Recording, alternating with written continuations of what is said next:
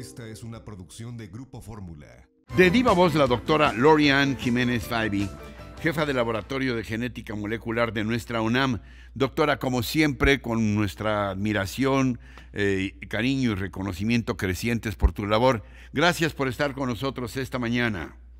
¿Qué tal? Muy buenos días. Al contrario, gracias por la invitación, como siempre. Doctora, ¿cuál tu diagnóstico sobre el actual momento que estamos viviendo de la pandemia? Bueno, en este momento estamos viviendo una etapa muy crítica de la pandemia. En nuestro país nunca hemos tenido tantos contagios como tenemos en este momento. Tenemos los contagios disparados. Desafortunadamente, las hospitalizaciones están repuntando también. Comienza a haber una elevación muy importante ya en las hospitalizaciones a nivel nacional. Aquí simplemente en la Ciudad de México, el día de ayer ya se reportaba más del 70% de ocupación en todas las camas generales, ¿no? En camas generales en todos los hospitales de la Ciudad de México. Para tener una idea, ¿no? Del 25 de diciembre al día de ayer, la subida es de 60 puntos porcentuales en la ocupación de camas generales en la Ciudad de México. Esto va mal y desgraciadamente en los últimos 4 días las defunciones han empezado también a tomar un rumbo al alza, es decir, están repuntando ya también las defunciones y la tendencia pues es marcada al alza y esto es muy mala seña, ¿no? A propósito de esto, la cifra oficial habla de 300,000 muertes por COVID. De acuerdo a las cifras también oficiales generadas por el INEGI en cuanto a mortalidad y el incremento de la mortalidad, sobre todo en 19 y 20, ¿cuál es la estimación que tú tienes sobre el número real de muertos? Sí, bueno, no es tanto mi estimación, es decir, hay una cifra que también es una cifra oficial, sí, que viene por parte del Instituto Nacional de Salud Pública a través de la Secretaría de Salud, y esta es una cifra que se basa en los datos de el Registro Nacional de Población y la base de datos, las bases de datos de los registros civiles, es decir, sí, las bases de datos en donde se toman en consideración las actas de defunción. Esto se llama exceso de mortalidad y está en una página. Esto se actualiza más o menos cada 3 semanas, la cifra, y la última que se publicó está hablando de más de 655,000 muertes. Esta es la última publicada en la página. Sí. Estos no son estimaciones, son datos oficiales del gobierno sobre la cantidad real de muertes relacionadas con la pandemia. Doctora, se ha corrido la especie desde el propio presidente López Obrador hasta sus voceros de que el Omicron es una variante no tan peligrosa como la anterior, así se ha dicho cuasi textualmente, y que sí, pues es muy expansiva en cuanto a sus contagios, pero no en cuanto a sus efectos. ¿Es esto cierto o corresponde a la insistencia en disminuir el impacto real de la pandemia en la opinión pública? Bueno, a ver, hay que entender esto con mucha claridad.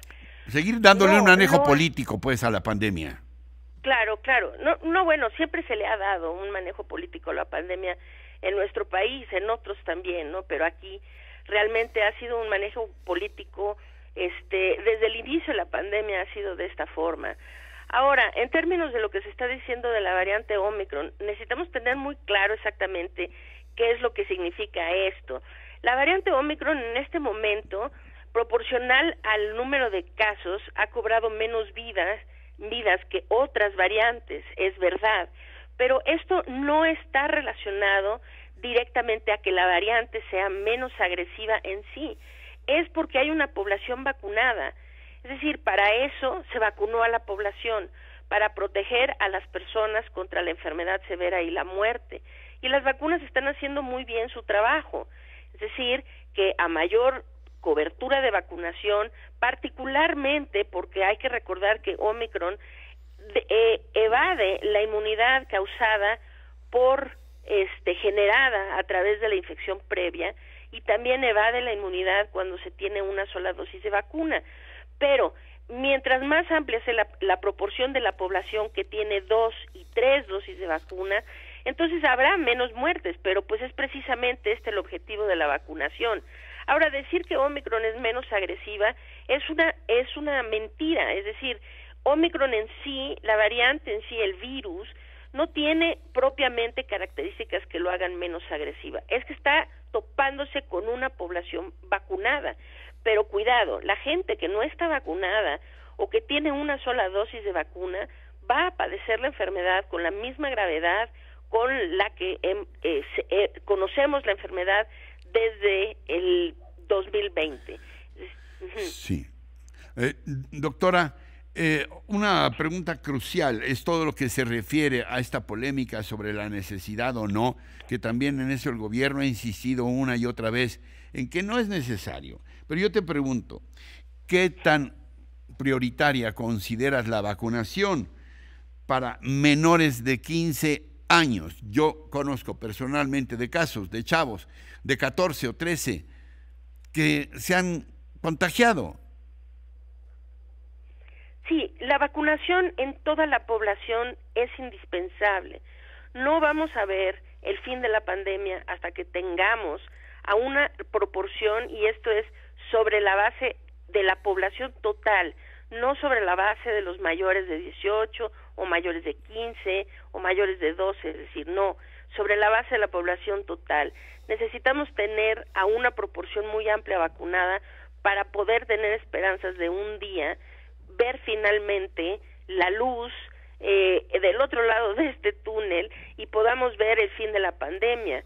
Entonces, vacunar a los menores de edad es absolutamente indispensable. De hecho, hoy los menores de edad se han vuelto un grupo muy vulnerable, precisamente porque es el grupo que menos se ha vacunado, que tiene menos vacunación. No me refiero a nuestro país, porque en nuestro país prácticamente no hay menores de edad vacunados, ¿no? Las autoridades, nuestras autoridades, se rehúsan a vacunar, se rehúsan sistemáticamente por razones que realmente cada día resultan menos lógicas, ¿verdad? Se rehúsan a vacunar a la población cuando de menores de edad, cuando hoy ya se podría estar vacunando a los niños a partir de los 5 años de edad, como se está haciendo en todo el mundo. Hoy somos uno de los únicos, si no es que el único país en el continente americano que no está vacunando a los menores de edad a partir de los 5 años. Esto es desastroso y es una vergüenza. Lo que termina pasando es que esta población se vuelve muy vulnerable precisamente porque no tiene vacunación, y ahora se está viendo en diferentes partes del mundo, incluido aquí, porque hay que señalar que, por ejemplo, aquí en México, el Instituto Nacional de Perinatología y varios hospitales de ginecología, pediatría, están saturados en la Ciudad de México, y eso habla de que hay muchos casos en menores de edad. Entonces, es indispensable vacunar a toda la población, y eso tiene que incluir a los menores.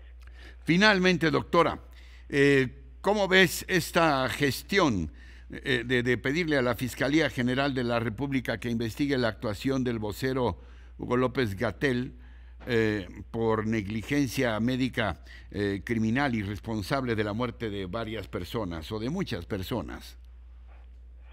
Pues creo que ya era hora que empezaran a tomar acción algunos grupos legales para tomar estos pasos, ¿no?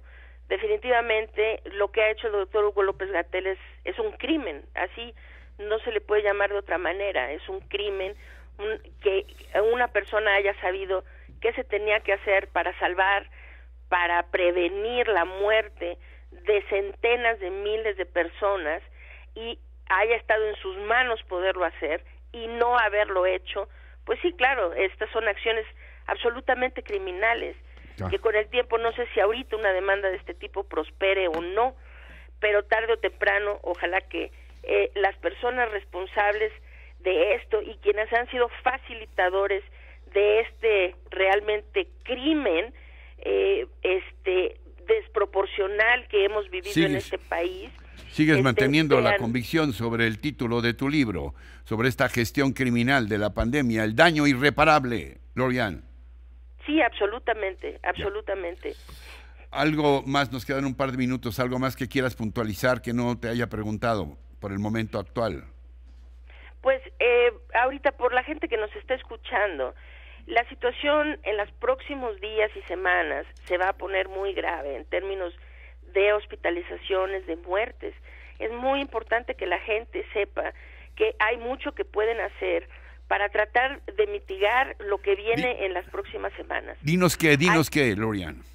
Sí, claro, necesitamos prevenir el contagio, es el punto central de lo que necesitamos estar haciendo todos. Y esto se hace recordando que este es un virus que se transmite por la vía aérea.